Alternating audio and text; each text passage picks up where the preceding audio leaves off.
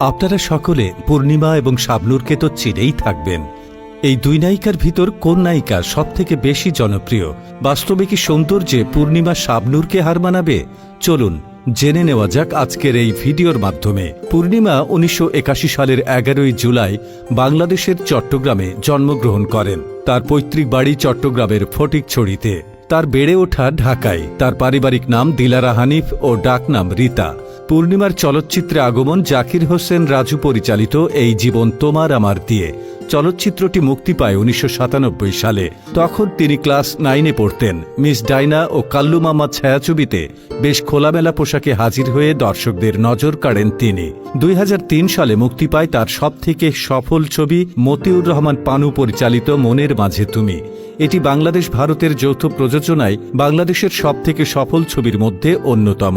২০১০ সালে কাজী হায়াত পরিচালিত ওরা আমাকে ভালো হতে দিল না ছায়াছবিতে অভিনয়ের মাধ্যমে প্রথমবারের মতো শ্রেষ্ঠ অভিনেত্রী হিসেবে জাতীয় চলচ্চিত্র পুরস্কার অর্জন করেছেন।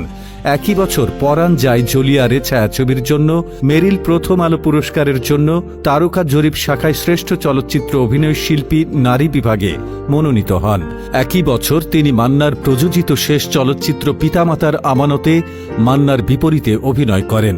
২০১১ সালে চিত্রনায়ক আলমগীর প্রযোজিত শাহ আলম কিরণ পরিচালিত মাটির ঠিকানা মুক্তি পায়। ছায়াছবিটি বাণিজ্যিক সফলতা লাভ করে। পাশাপাশি মুক্তি পায় আরেক চিত্রনায়ক সোহেল রানা প্রযোজিত আহমেদ নাসির পরিচালিত মায়ের জন্য পাগল ছবিটি। এটিও বাণিজ্যিক সফলতা লাভ করে এবং পূর্ণিমা মেরিল প্রথম আলো পুরস্কারের তারকা জরিপ শাখায় শ্রেষ্ঠ চলচ্চিত্র অভিনয় শিল্পী নারী বিভাগে মনোনয়ন লাভ করেন। ২০১৪ সালে সোহানুর রহমান সোহান পরিচালিত লোভে পাপ পাপে মৃত্যু চলচ্চিত্রটি মুক্তি পায়। এতে পূর্ণিমার বিপরীতে ছিলেন রিয়াজ।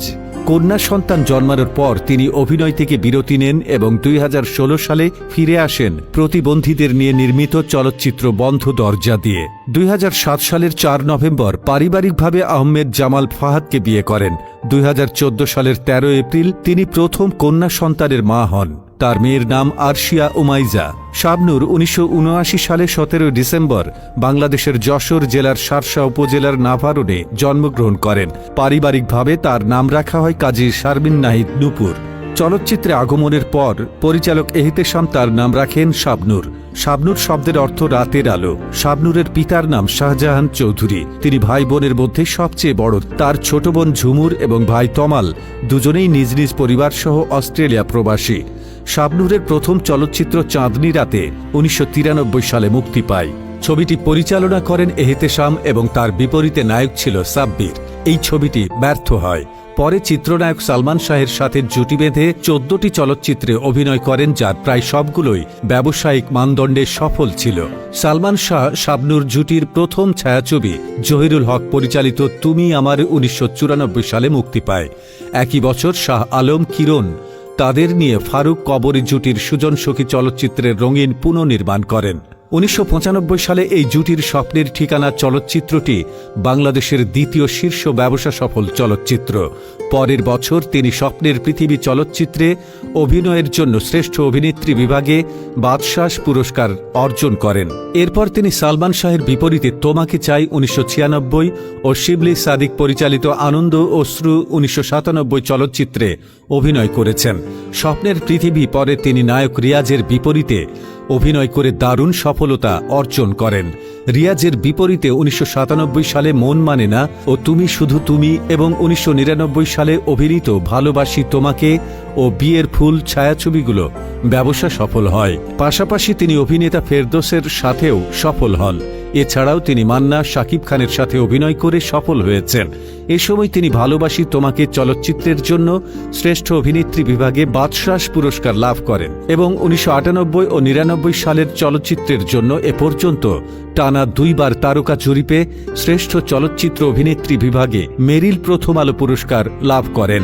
এছাড়া শাবনূর মতিন রহমান পরিচালিত নারীর মন, এফআই মানিক পরিচালিত এ বাঁধন যাবে না ছিঁড়ে, জাকির হোসেন রাজু পরিচালিত নিঃশ্বাসে তুমি বিশ্বাসে তুমি, সাইদুর রহমান সাইদ পরিচালিত এরই নাম দোস্তি, শাকিব খানের বিপরীতে এফআই মানিক পরিচালিত ফুল নেবে না অশ্রু নেবে এবং ইস্পাহানি আরিফ জাহান পরিচালিত গোলাম চলচ্চিত্রে অভিনয় করেন। 2001 সালে তিনি রিয়াজের বিপরীতে দেবাশিস বিশ্বাস পরিচালিত হাস্য রসাত্মক রোমান্স ধর্মী শ্বশুরবাড়ি জিন্দাবাদ, গাজী মাহবুব পরিচালিত রোমান্স ধর্মী প্রেমের তাজমহল, এফআই মানিক পরিচালিত রোমান্স ধর্মী স্বপ্নের বাসর চলচ্চিত্রে অভিনয় করেন।